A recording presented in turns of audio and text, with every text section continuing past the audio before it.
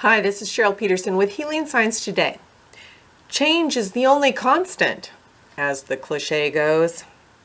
And when the changes shake up our life, whether by a pandemic, divorce, school shooting, or lack of opportunities, it makes me question God.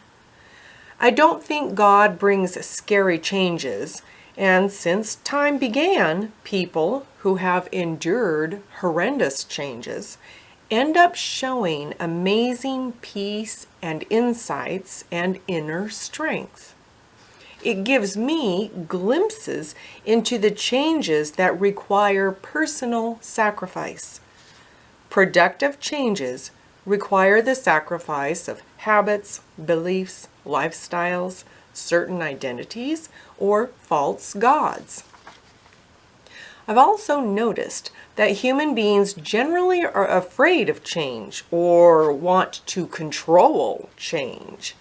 We basically turn change into a game or a competition, and unfortunately, change becomes unproductive, elusive. When I do everything in my power not to change, change still happens. When I do everything in my personal power to change, it doesn't work. So I have a theory.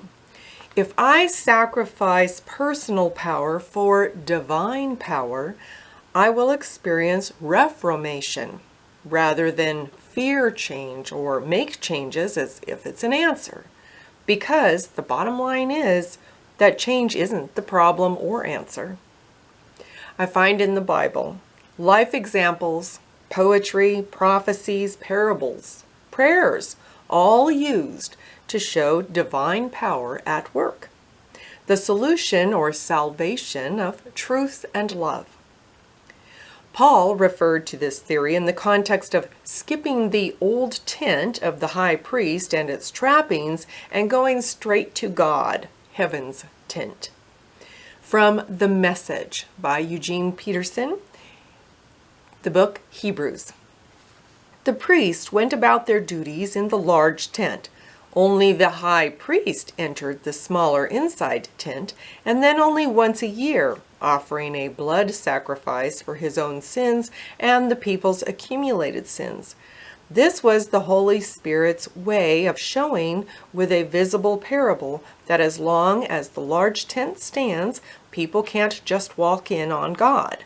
Under this system, the gifts and sacrifices can't really get to the heart of the matter, can't assuage the conscience of the people, but are limited to matters of ritual and behavior. It's essentially a temporary arrangement until a complete overhaul could be made.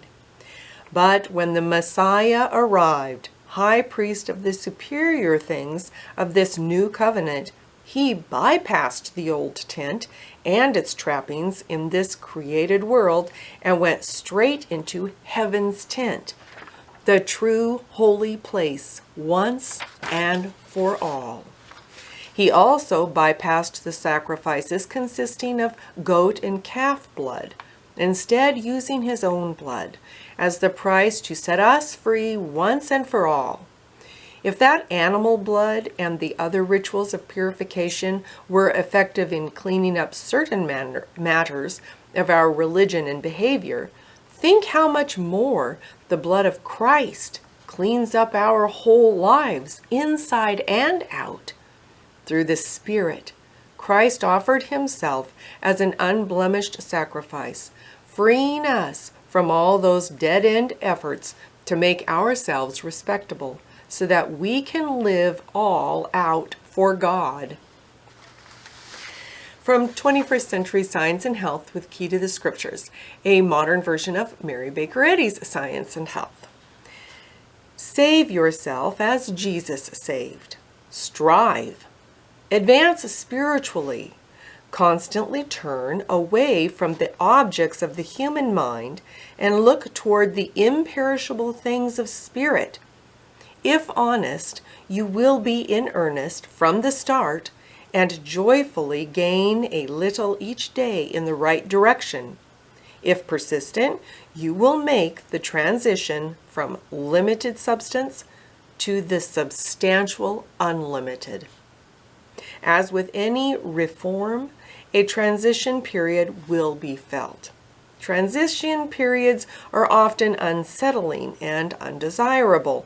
However, why buck the trend when the reform compels us to find permanence and peace in a more spiritual devotion? Change happens, and it will expose that which keeps us from the tent of heaven. Envy, arrogance, self-gratification, idolatry, guilt, prejudices, fear. Nothing is hidden. Even if we refuse to admit it or pretend we're above or immune to humanity. Jesus didn't expect us to be like him immediately. Jesus treated us as human beings who needed order, beatitudes, instruction, patience, forgiveness, sincerity, humility, change. Lives were changed by Christ. The very Christ power that still is reforming humanity today. I'm not talking about a reform that isn't visible. Jesus didn't isolate himself or hang out only with those who were like-minded. He moved and worked in society, addressed people where they were in their own understanding, and he served. He sacrificed his own will for God's will of love and truth. And I believe truth reforms, and that reformation is visible, substantial, despite the world's swirling and whirling, despite the habit of holding on to the past. Reformation compels us to discover our inner stability and stillness.